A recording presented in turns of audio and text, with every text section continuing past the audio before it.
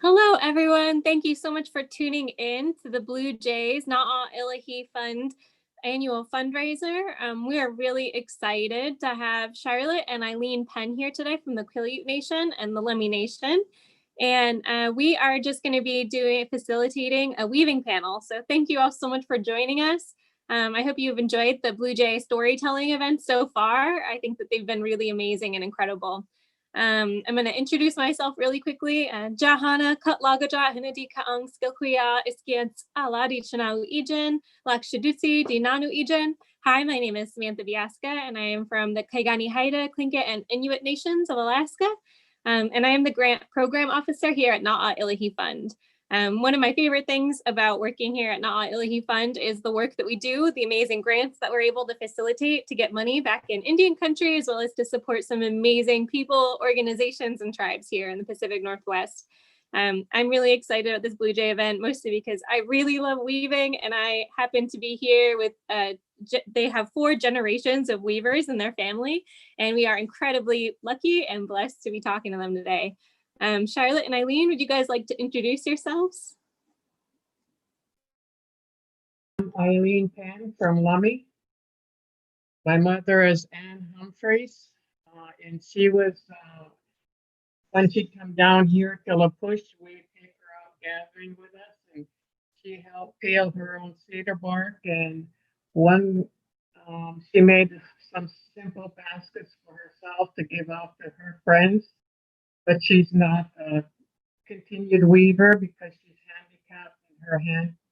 One hand is okay, but she had trouble making her baskets, but she had felt very good after completing all her baskets for her friends. So we actually have 5 generations, but my great grandmother is handicapped. So now we have just 4 generations that continue the weaving and all that other stuff. So, my name is Charlotte Penn. I'm here with the Quileute Tribe, and obviously I'm part Lummi as well. So thank you, Naha Ali. Hope I didn't jack that name too much, but thank you for having this space for us and inviting us to share today. Absolutely. We are so lucky to have you guys here. So you guys have 5 generations of weavers in your family. That is incredible. Would you guys like to talk a little bit about why weaving is important to your family and carry on this tradition? And I know you guys teach classes in community. So if you guys want to share a little bit about the work that you guys are doing in community to make sure that this gets passed on to more tribal members.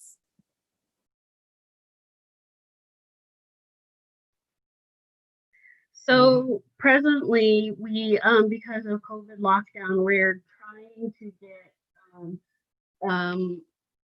cedar weaving activities in all of our family homes.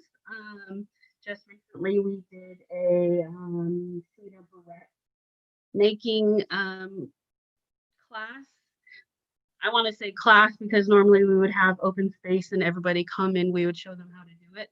But everything's virtual right now, so we just have to sit at a home, whoever requests it, and then we'll show the activity on live. But it's literally a whole community event. We all come together and everybody helps out one way or another. But as long as I can remember, I used to, when I was a child, I was the runner for all of our elders that were picking and pulling and harvesting the cedar. And so I was the runner when I was little. I would run up to the mountain, pulled the cedar off. I would grab all that cedar and run down the mountain and deliver it to all my elders or whoever, the handicapped individuals that put it on the mountain and all that stuff. Clean the cedar as soon as it was pulled. It was clean. My grandma was younger at the time, and she would this grandma was younger at the time, and she would be one of the ones pulling and teaching everybody how to cut the cedar. There's a certain way you have to pull it, and if it's a live tree, you can't, harvest it all. You have to only harvest a little bit. But thankfully, our local tribe and companies come together and allow us to pull cedar from trees that are soon to be cut down, so we get to go harvest harvest almost the whole tree before it's cut. And that only happens maybe once a year for us for any of that. But we have a great partnership with the local logging companies to harvest cedar. But, you know, from a long time ago, from what I remember, our people only used to wear cedar clothing. So that, and used to use cedar baskets and all that other stuff to hold water, to use as a cooking pot or whatever it may be, to anything and everything, even a baby blanket, all that good stuff. So it's been a importance to us way before any of our time. So we're just trying to keep that tradition and love alive for the cedar tree.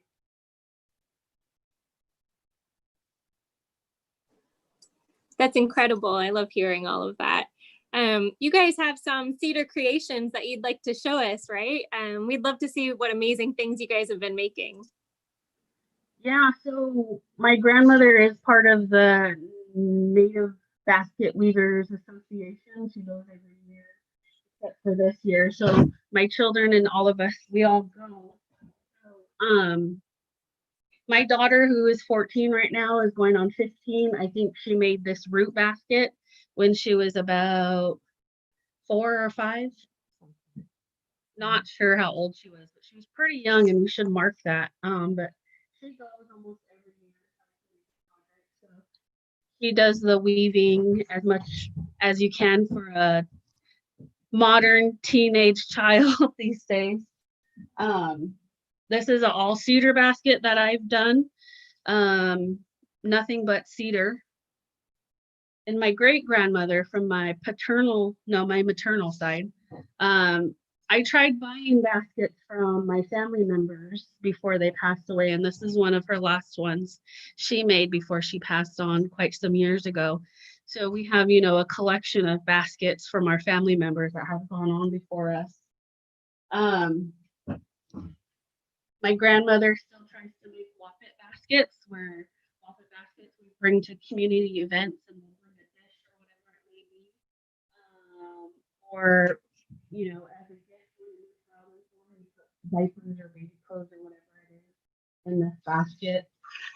This is one of her largest baskets. Recently, she made some years ago, and comes with cedar that we've harvested that you have to let it age before you use it. So that's still aging in there. And we've got another basket to show you. That's the basket that is my latest project. I was injured, so I had trouble with my hands. I can't keep it smooth. But this is one of the better baskets. It's got, I put beads in some of my baskets. And sometimes I'll make a basket from the bottom up, and then I'll put towards the top here. I would put canoes or any kind of design at the top, then turn it down like the sewing weave and put handles on it, or just leave it like that. But this would be another wappet basket that we'd put a plate in and silverware, and for at a dinner, they take it and we refill it with any leftovers for our travel back home. And so that's much better basket. But we use cedar bark, cattail. I call it loquite. Lillian and the elders that have passed had a different name for it. Then bear grass. Bear grass, you have to know how to work with it. It's really sharp, like a corned beef can has is a sharpness to cut the finger. So that's an art you have to learn to acquire for the younger people, and we talk about it. I've taken other elders out harvesting, and I've taken youth groups out harvesting. And at one place, I stress the importance of just peeling just so much, like a hand width of the cedar bark from one tree, if we weren't allowed to peel the whole thing. And I explained to them the reason for that is when the pitch starts running, that pitch will protect that tree, the hard part of the tree. We were at a place where somebody over peeled literally half the tree. And I showed them, come look at this trees. Everyone that was peeled too much. It's now look at it. This is the next year. It's cracked. It's cracking all the way up. There wasn't enough pitch to cover that, protect it. So literally later the tree is going to die. And I said, this is why it's important to listen to your elders when you're harvesting. I've taken them off harvesting sweetgrass, bear grass, and not too many people use the cattail, but some of them are starting to use it again. And there's other grasses that we can buy from somebody at the basket weaving conference. They sell their grasses, and we can buy some of theirs and utilize it in our basket making. But we get quite a few of us get together, and like Charlotte was saying, everybody can go make a basket in their group and different styles. So basically that's it. I had five teachers that have all passed on, and I've learned a lot from them. Leela Fisher is the main one that taught me how to work with bear grass. And I got to work on her cedar hat that she used the bear grass design for the hat. And that was quite a accomplishment. And if I made a mistake, take it down, take it down. That was there's all the elders saying, take it down to here and do it right. So in one of the classes, we had a student at the school that gave up and says, Grandma keeps making me take it down, take it down. And I looked at him, I said, aren't you left-handed? He said, yes, I'm left-handed. I said, oh, that's why you're going the opposite way. So I tried to show him I had to practice doing it left-handed and showed him how to do it. He said, I'm not going back to Grandma though, because she'll say, take it down. But he was so proud of his finished basket. And then when Lillian saw him, she said, I want to see your basket. He says, I don't want to show you because it's done. And she said, well, you're finished? And he said, yes. He says, Grandma, remember, I'm left-handed. And she started laughing. She says, oh, you should have told me. But the two elder teachers that were there, they were both start laughing and talking to Quileute, and we didn't know what they were saying, but they finally stopped and said, you did a very good job for your first basket in left-handed at that. So he was so proud of himself and got compliments from the two elder teachers. So some of the ones that they would tell them, go see Eileen. She has the patience to show you slow weaving because their hands just fly. Those are some of the we have in the trips that we go on and storytelling and all of that was quite fun.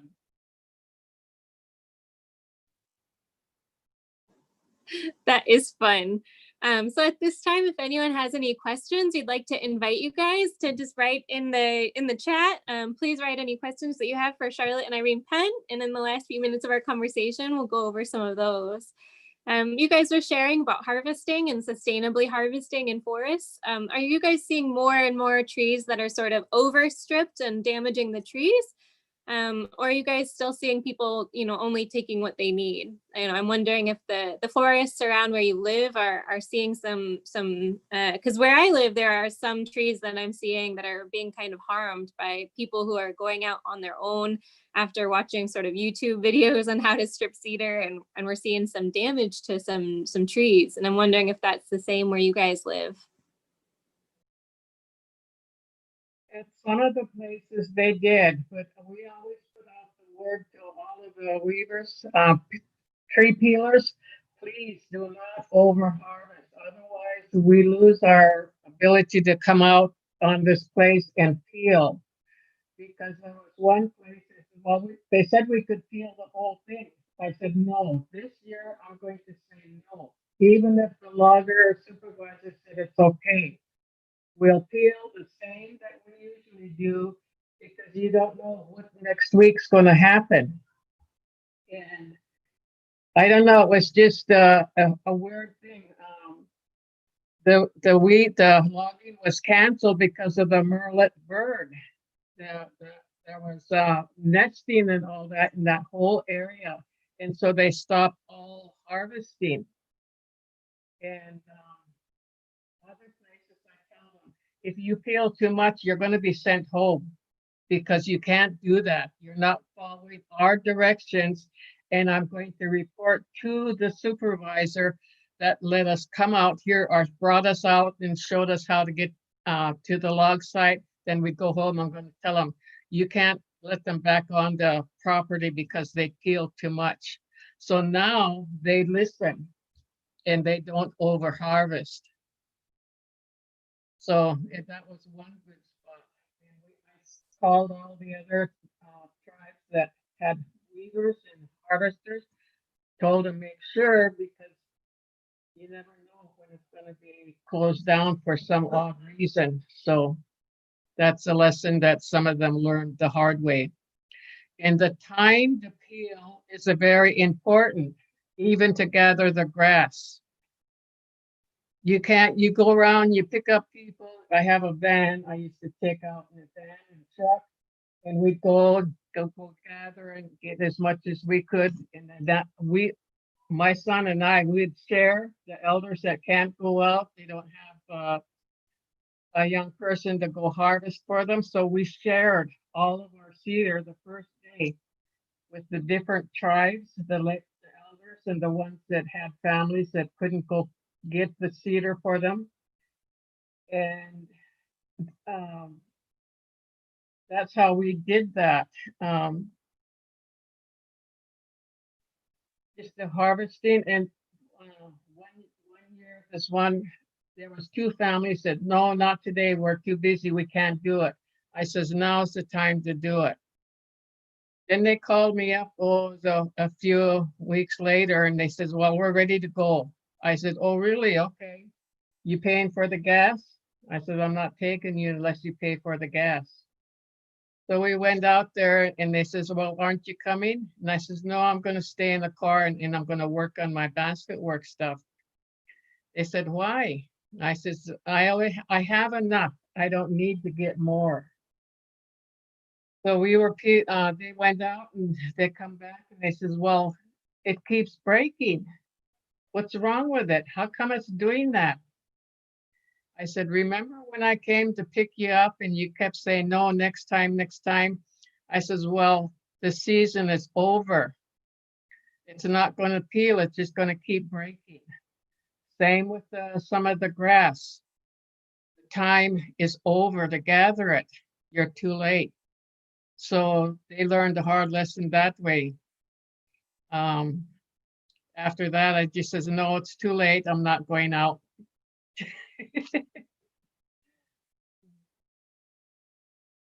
Okay.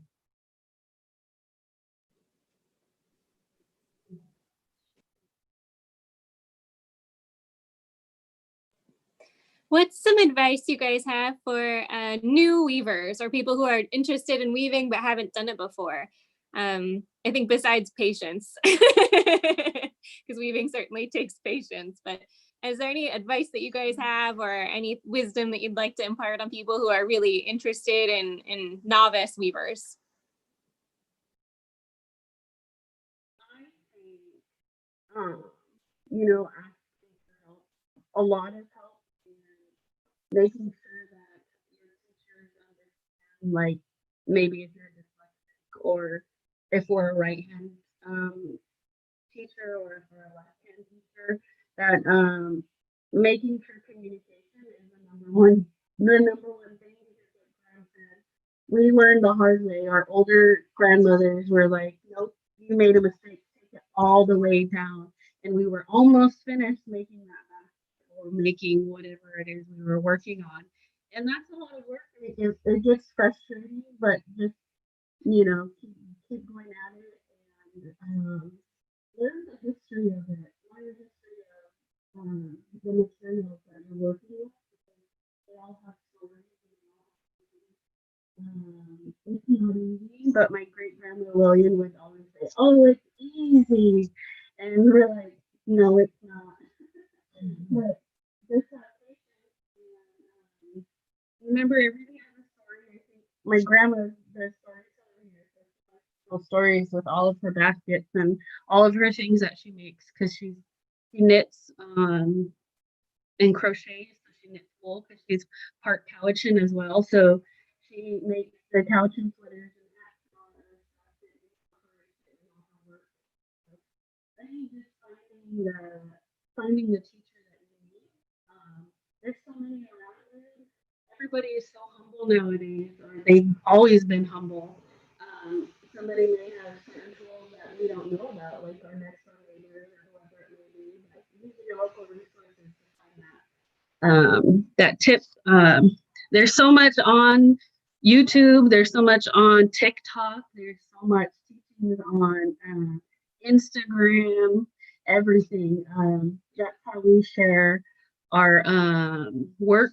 I think our next tribal kit that we're sending out is hearts, how to make cedar hearts, because right now, the time of COVID being in lockdown, our little reservation has been on lockdown since March, but right now everybody has to be at a stay-at-home order more so than ever. So this will be our next kit, and it keeps the mind busy, keeps your hands active, and we'll be teaching that somehow online, Facebook Live, whatever it may be. So that's how we teach it right now. Zoom or Facebook Live, YouTube, TikTok, Instagram, Snapchat, whatever it is. I had one basket that the cedar had a knot in there, and then it had the hole inside the knot, and so you could poke your finger in. I said, well, I'm just going to leave it like that because this is going to have a story to go with it.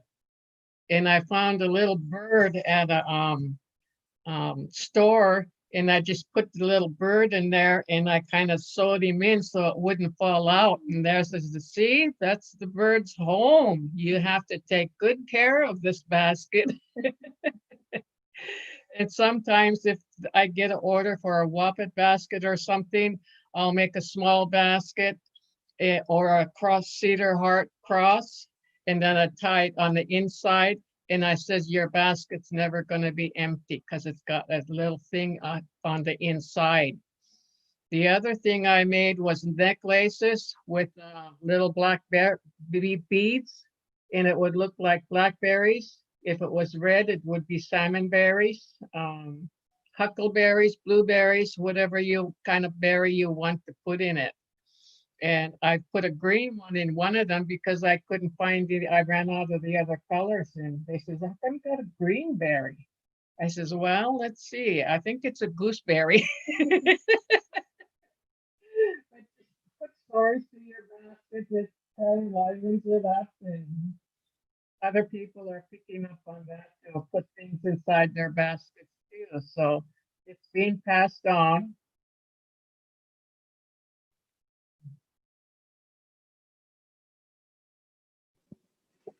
So during this time of COVID, it's amazing that you guys are able to sort of switch to virtual teaching and mailing out cedar kits to everybody to follow along. I'm kind of wondering, what do you guys think the most, important lesson weaving has? I mean, I think it's so healing for people to do something not just cultural, but it's also, you kind of meditate while you're weaving, you get into the zone, with the repetitive motions. What do you guys think is like sort of the biggest thing that you could take away from weaving when you're finished a project? I think with any kind of project that you're working on, especially with cedar, it's kind of like when you're cooking, you have to be be in the right mind, you have to be in the right heart, and you can't have ill intentions or any stress or anything that's inside of your body while you're working on that project. So I think it's kind of like yoga or meditating. You can't think of anything else doing it, or else you'll have a mistake or whatever it may be.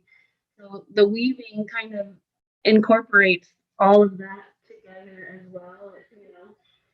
Moving your hands, being active. I know my grandmother always has to have a project that she's working on. So sometimes I look at her and she's sleeping while she's doing things. I'm like, Grandma, are you awake or are you sleeping? And she's awake, watching or listening to TV or whatever. But you have to be in the right mind to do your work, because any of that feeling that you have will go into it. And if it's a gift, if it's a or anything that you're giving to somebody for some importance, like a baby shower or a new baby or a new husband or wife, or yeah, you have to always be in prayer with everything that you're doing that has meaning or something. So that's a big part of weaving with us. Is you have to be, have good intentions at all times when you're stripping it. You have to, give thanks to the tree for giving you that cedar to make whatever it is that you're going to be using it for, and all that work that entails to start weaving it. You have to have a good mind, a good heart, and all that hard work that you put into it is going to have a good meaning, good ending to it.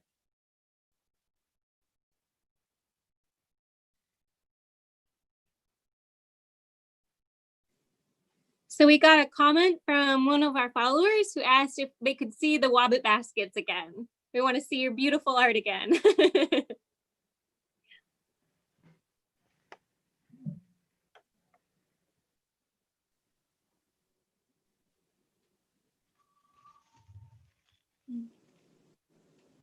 There's the bottom. Here's the whole part here is where we start turning it up and going up. Then there's bear grass in here. This is the bear grass. Then I put the beads in the cedar part. And we use racket and sew this down. And then I have a coat hanger or any kind of wire so that it's reinforced here.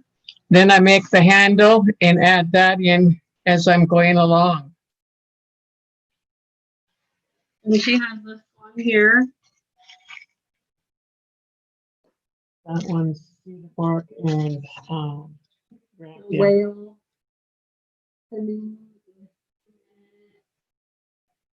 Whale.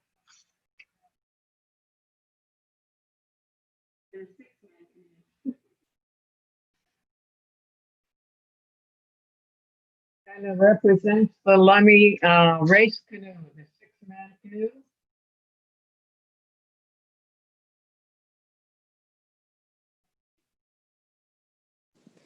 Those are stunning. I love seeing the patterns on there. They're so beautiful. I've definitely noticed in different tribes, the patterns change. What would you say to people who are like, those are beautiful designs? Because I know that a lot of artists don't want their designs copied. And so would you say that the designs belong to the weaver or to the tribe if it's an older design that you're replicating? Or would you say the basket, designs, each individual needs to make up their own pattern?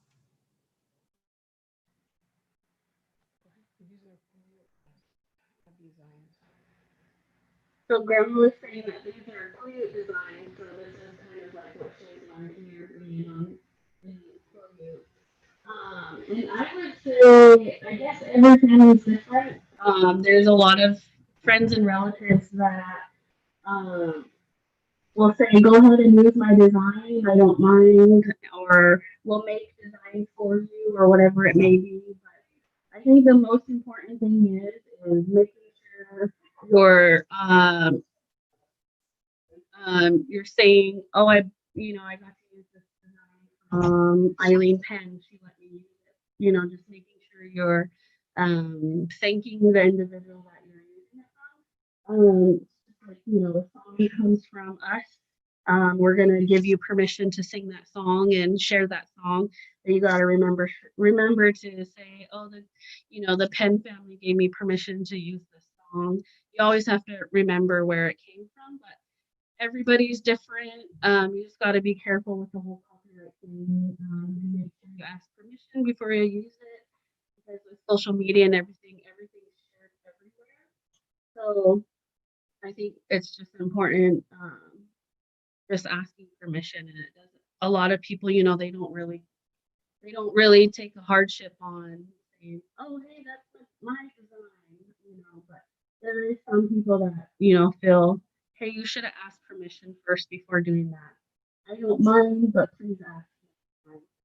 Stuff like that. So I think that's really important that you remember to ask permission first and then name drop after.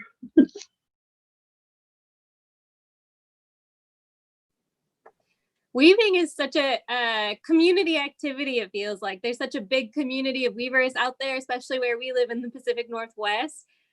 What do you think the most important part about joining a weaving community is, or weaving in community?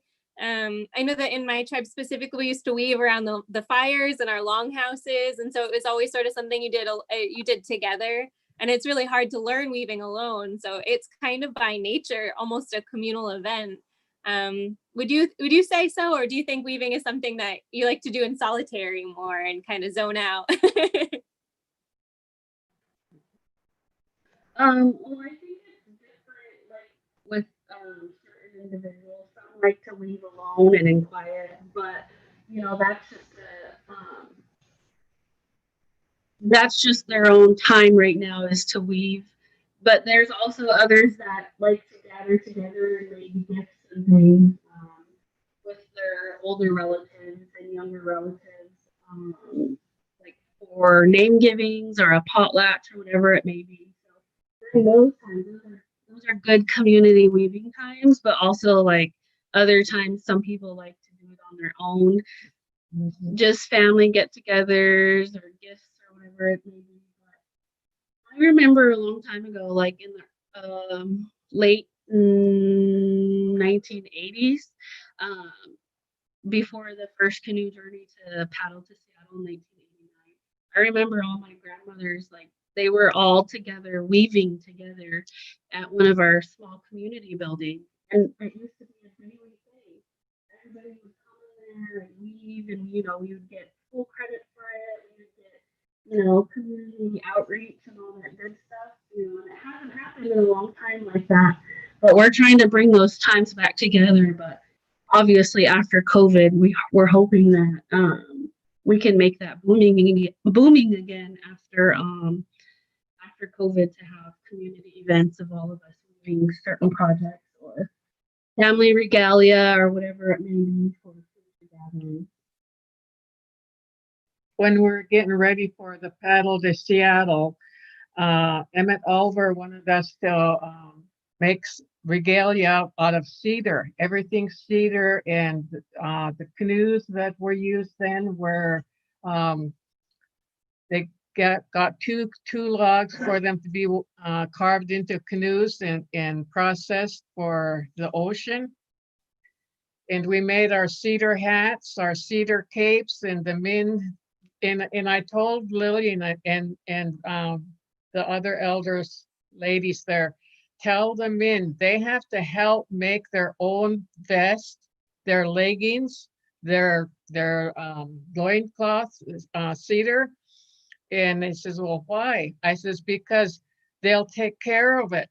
They'll take care of it. They're not going to say, here, tell it to their wife, put this in the car.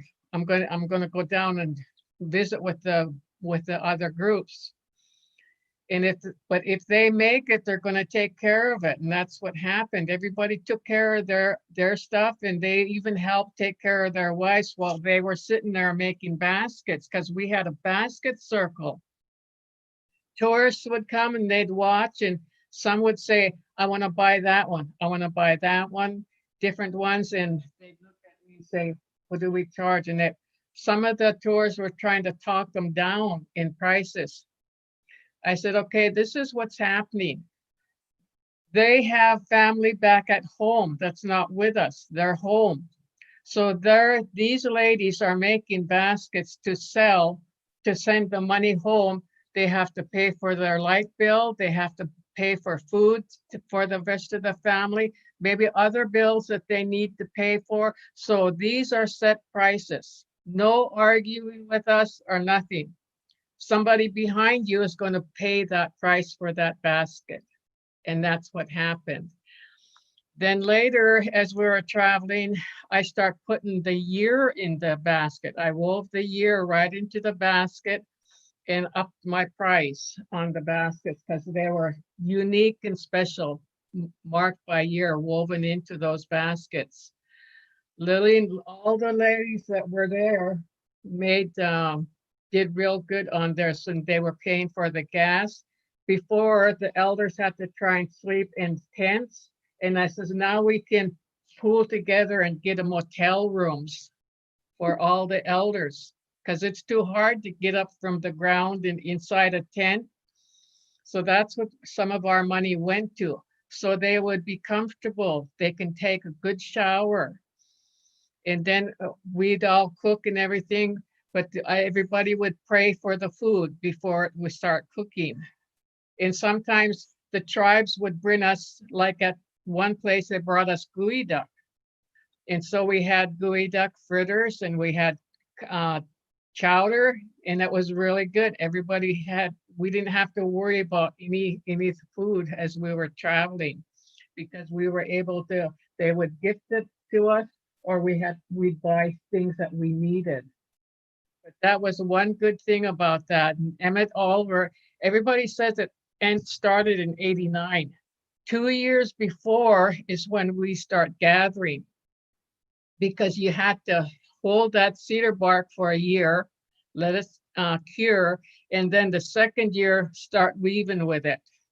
And that's why we had a whole room at the tribal school set aside for the weavers. Anybody could go in there and weave a short time, go back home. I worked at the public school at Forks. And after I'd get off work, I'd go there and start weaving. We wove the double weave work hats that was made all up and down the coast. We made over 20 hats that we shared around with us. And I had a different one that was kind of unique, different. Somebody stole my hat, my cape, and somebody else found it. They said, oh, Eileen's been looking for this set. We're not going to say anything about how come you have it, but we're going to return it to her. And it was returned to me. And then I had Natalie, my granddaughter, on a backpack, little carrier. And then I put the cape around us. And it worked as a shelter. Hot days, it kept us cool, but on wet days and windy days, it kept us warm. So that cedar cape really came in handy that year. And quite a few of the ladies made their capes. So when we landed in Seattle, we all had cedar clothing. And as we're traveling, people wanted us, oh, this is cool. Can you make us some? I looked at Lily and I says, okay, no, we won't make it for you, but you're going to make it yourself. And we already had strips and everything ready. And we told them how to do it. Then they says, okay, I'll take over. I said, Lillian. So I pulled out one strip and it all came apart on a headband. One was working on a belt. I says, did you watch how we put it together, how we started it? Oh, I says, now all of you are going to pay attention this time because you're going to have to do it. Each stop that we went to, because we had a old box truck and it was full of cedar. And we had everybody that wanted some make it themselves. But if they didn't have time to make it, then they bought from the ladies that were sitting there helping. They were helping and that gave them extra funds to for themselves. So everything worked out. It was a fun time. I run into one person that had been hurt and I didn't know it, but he was the one that, oh, the belt fits me right here. And he cut it. I said, don't cut it. Don't. Oh, too late. I says, are you a fisherman? He said, yeah. I says, do you know how to splice your rope and everything? Yes.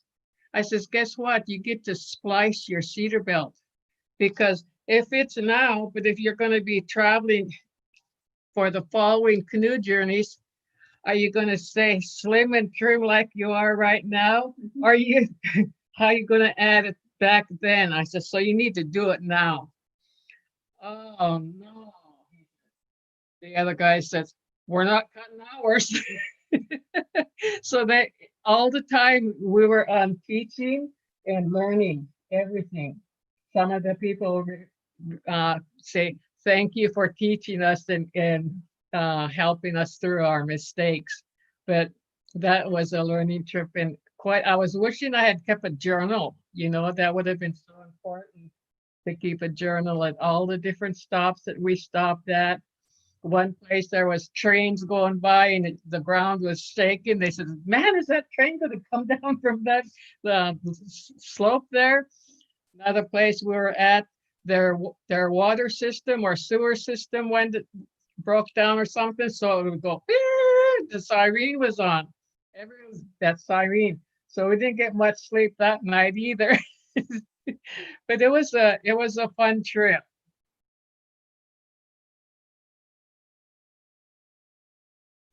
That sounds so fun.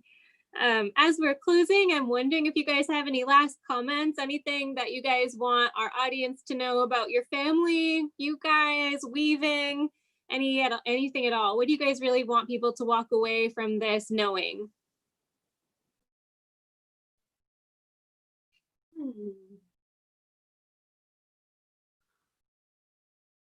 Well, everybody's a teacher, so in one way or another in life. So, grandma may be good at, teaching you how to actually weave or whatever. I'm a one-time learner. You're gonna show me once and I'm gonna pick it up. But if I don't do it in a while, I'm gonna forget. So just you gotta remember to keep your tools active and your hands busy, your mind can remember it all because yeah, I don't know. That's about it. One of my teachers told me, she was my first teacher, and she said, now you have to learn how to make a cover for your basket. You have to learn how to go inside, then let the lid come up, then put the cover on top of it. Because there's a certain way to make it and when to turn it down so that it'll come down and sit right on the basket. And I don't have any covered baskets to show you because in the different places that I've gone to, you don't see too many no covered baskets at the basket weaving conferences. And that's something that I should try and bring back if I can. I don't know, my hands cramp up pretty bad now with my knitting plus my weaving. And I have trouble making the tiny baskets for the earring baskets. My fingers cramp up pretty bad, but those are things that people like to buy. But there was another person that commented, we don't see covered baskets anymore. And do you know why? And I said, the covers are hard to make. My teacher told me, make one basket with a cover every month, just one basket. So you keep in touch with how to do the covers for that basket. And that was a valuable lesson because 2 months went by.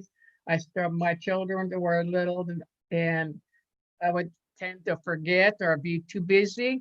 Then I'd sit down, I'd have to take the top and redo it because it didn't fit the basket. So I learned from that lesson.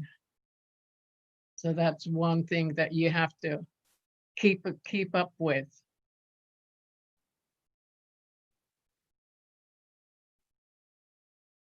All right. Well, thank you so much, Charlotte and Eileen Penn, for joining us. We have so much we can learn from you guys, and I wish we could just stay on this all day, every day and learn more from you, but I don't want to take up too much more of your time. So I want to say thank you so much for joining us. We really appreciate it. And I'm so excited and humbled to learn from you both. Thank you. Also, if you guys would like to learn more about Na'a'ilhi Fund and ways to be involved, please visit na'a'ilhifund.org. Also, check out our other Blue Jay festivals this week. There will be storytelling tonight at 6, so tune back in. Also, check out our Facebook and Instagram links to find out more full schedule of events. Thank you guys so much. Thank you all. Thank you.